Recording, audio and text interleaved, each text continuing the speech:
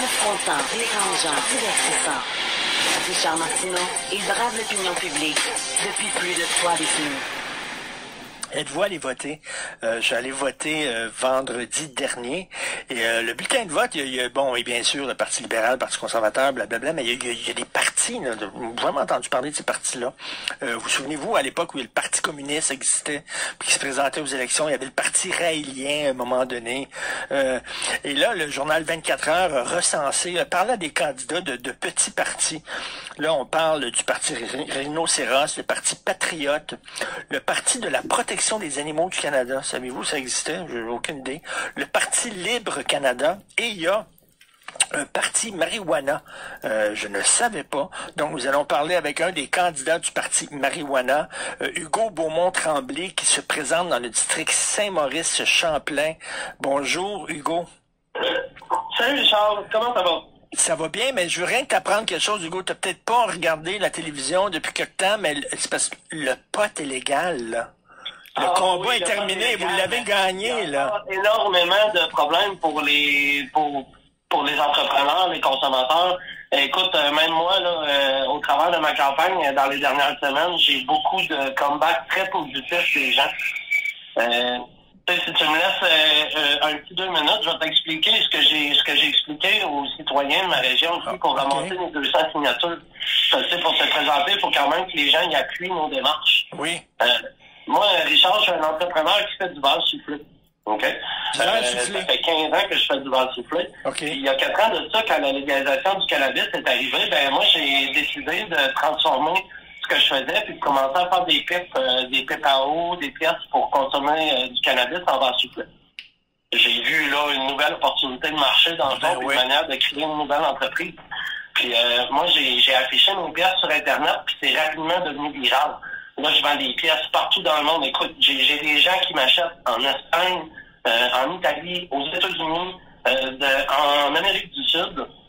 Ben, bravo, écoute, Hugo, je te lève mon chapeau. C'est ça un entrepreneur, hein, c'est de voir qu'il y a une opportunité, voir une niche, puis de dire, hey, écoute, il y a une demande de ça, fait que je vais... Exactement. Bon, ben, moi, après ça, j'ai commencé à avoir de la demande, fait que là, j'ai commencé à engager.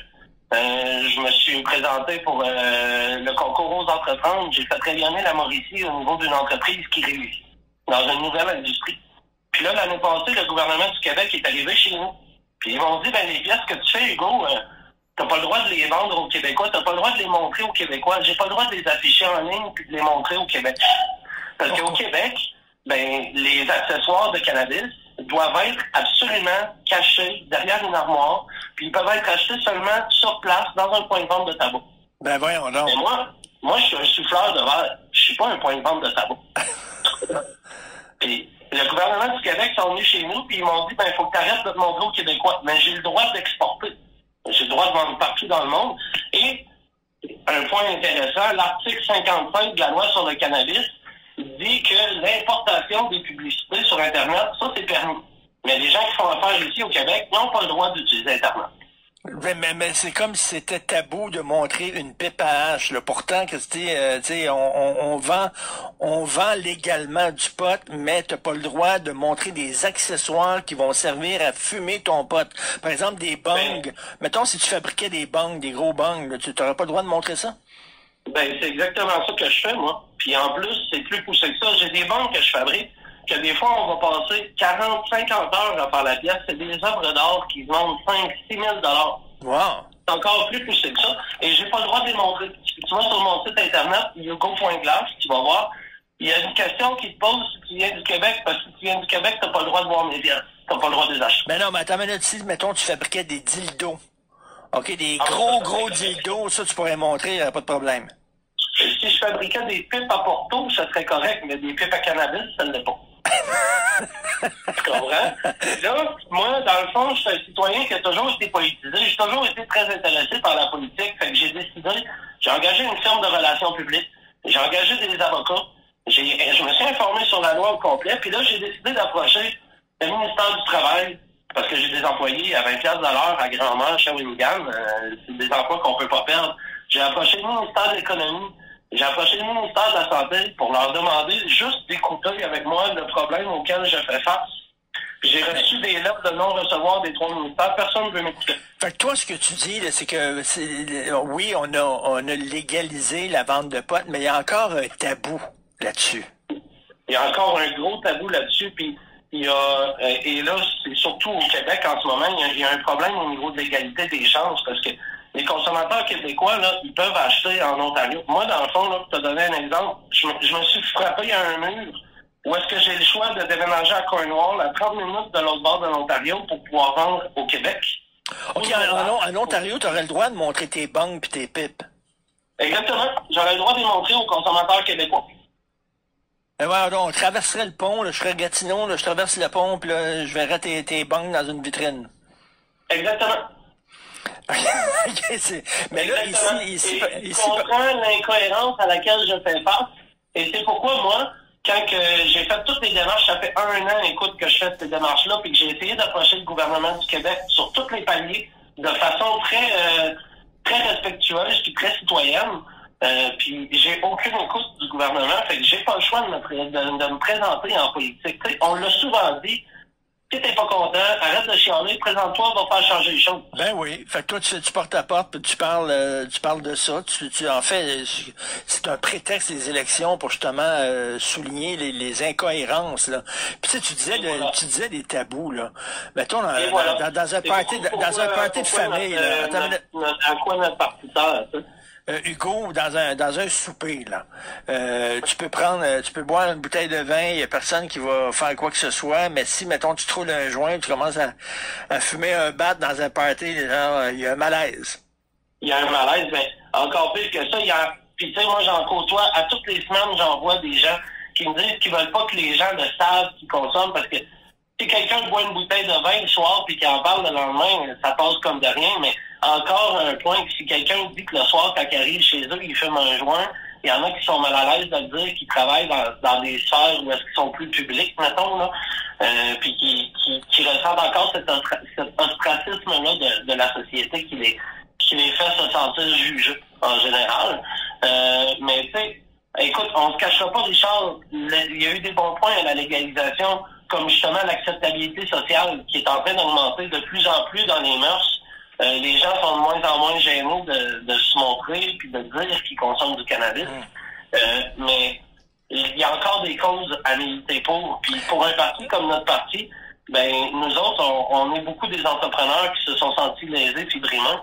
Puis les entrepreneurs qui travaillaient dans ce milieu-là, dans le milieu du cannabis, ils n'ont pas eu leur chance au Québec. Le Québec a décidé de prendre la loi puis d'en faire un monopole d'État.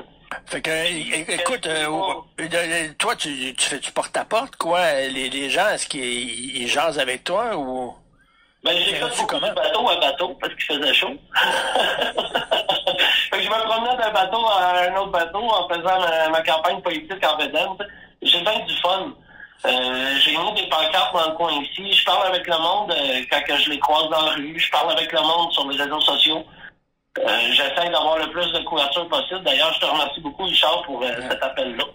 Non, mais je savais pas qu'il y avait encore un parti marijuana, parce que, tu sais, je me disais, voyons, le combat est gagné, c'est fini, c'est derrière nous. On se souvient qu'avant, il y avait un parti, effectivement, pour le pot, mais c'est fait. Mais comme tu dis, il reste encore. Mais comment t'expliques ça, toi, qu'au Québec en particulier, on t'empêche de montrer tes accessoires? Ben, écoute, je suis pas capable de te l'expliquer vraiment.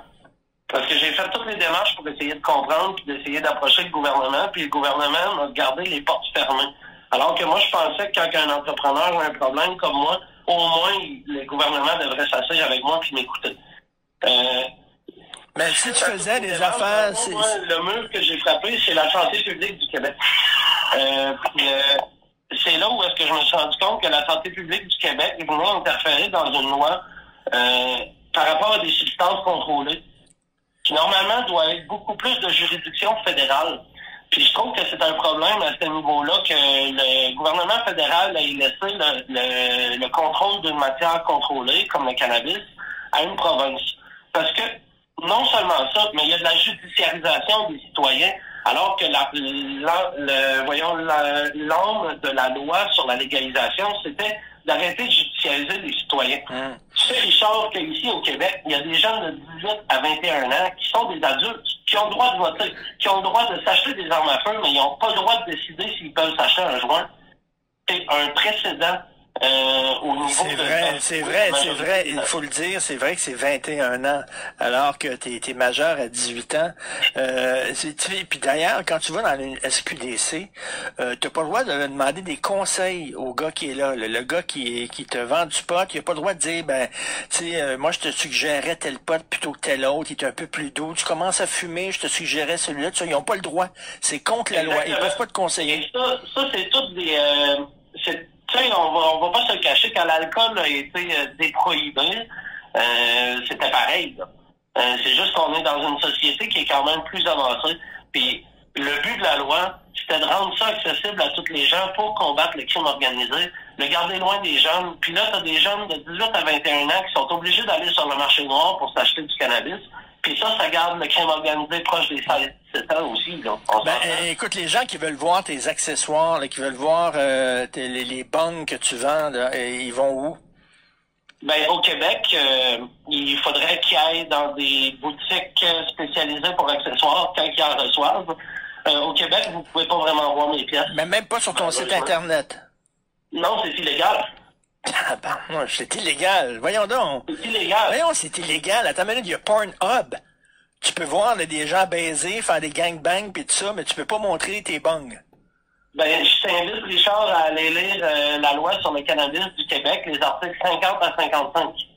OK, donc tu peux faire... C'est complètement illégal. J'ai pas le droit de montrer ça parce que ça serait faire la promotion du cannabis. Donc. Bon, tu peux montrer sur Internet... Si la personne a plus de 18 ans, elle peut pas aller voir mes pièces.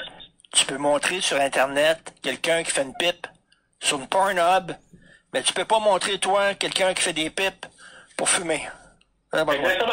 Et tu comprends maintenant pourquoi je me présente en pays. Écoute, je te comprends. C'est très intéressant. Merci beaucoup, Hugo Beaumont-Tremblay. Puis il y a combien de candidats pour le Parti marijuana?